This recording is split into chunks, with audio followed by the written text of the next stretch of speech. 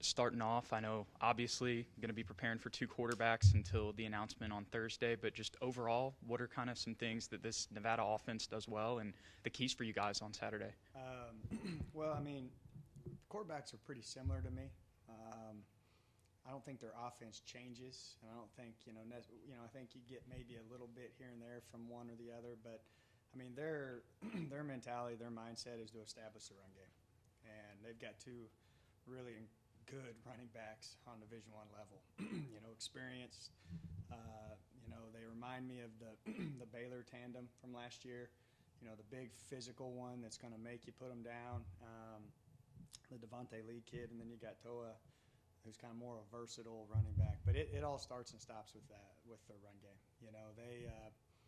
They want to be in control, and they do a great job of it. Their offensive line is big. They play well together as a unit. They mix in inside and outside zone, and then every once in a while they'll sprinkle in that gap scheme on you. But everything starts and stops with them there. Yeah, well, just talking about the O-line, that was one thing that Spav mentioned, with their size. But, you guys have the most depth at the D-line that you've had kind of since you've been here. So how much does that kind of help going into this week? It helps. It allows you to focus guys on certain positions, gets kids comfortable.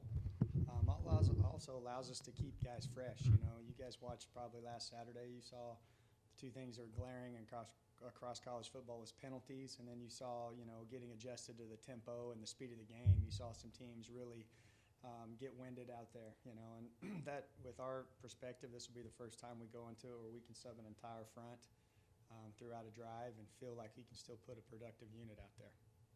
Yeah, with that front seven and the run-heavy type of offense that's coming with Nevada, how much responsibility is going to be put on these new defensive linemen that you have on the depth chart? To me, it's the same responsibility when anybody goes out there, but I think that they've got to execute at a high level.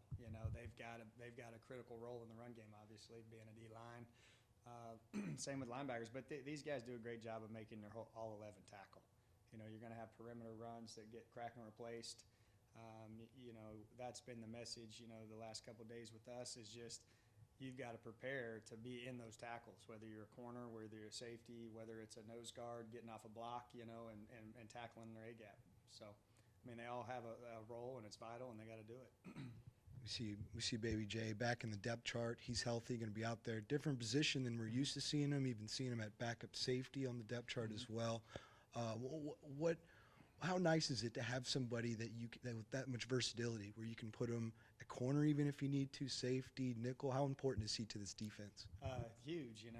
We've got a lot of experience coming back, and he's played as many snaps. He's played the most snaps, I think, out of anybody that's on this defense. And he's played at multiple positions.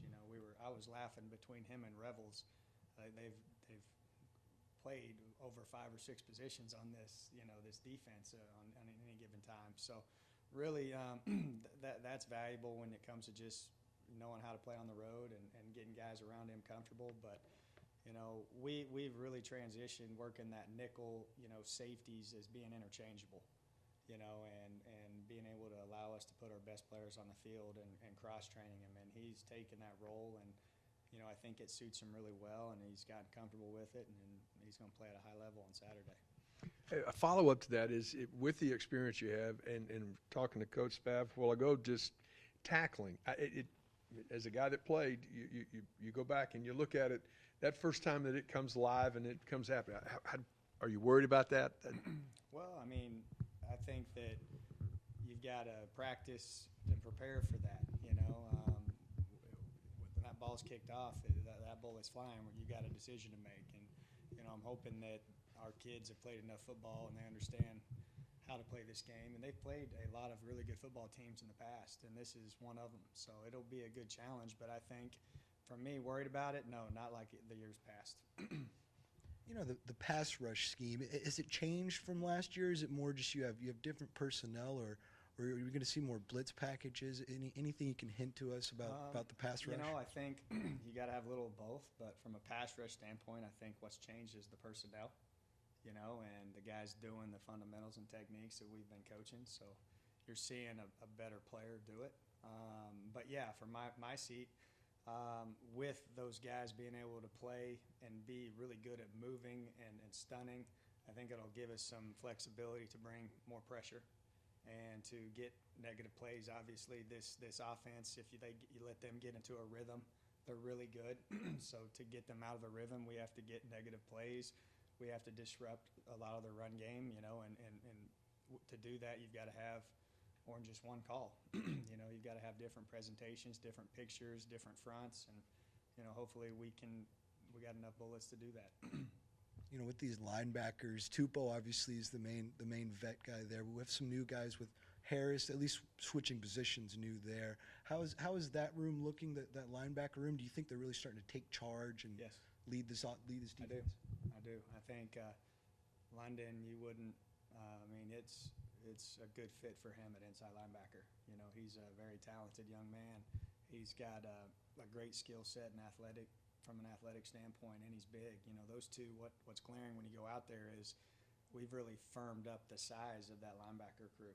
We've got some big kids inside now, and I think that's only makes you better when you have to stop the run. Yeah, I know we've talked a lot about Baby J, but just talking about the secondary overall, what are kind of the strengths of that group going into this year? Again, we don't have as many guys. In my mind, that's the position that doesn't have as much depth, but the experience is there. You've got a lot of guys, from, safety, you've got DJ, Torrey, and Baby J, who started a lot of games. So is Kevin Anderson, and he's going to, he'll get into that game.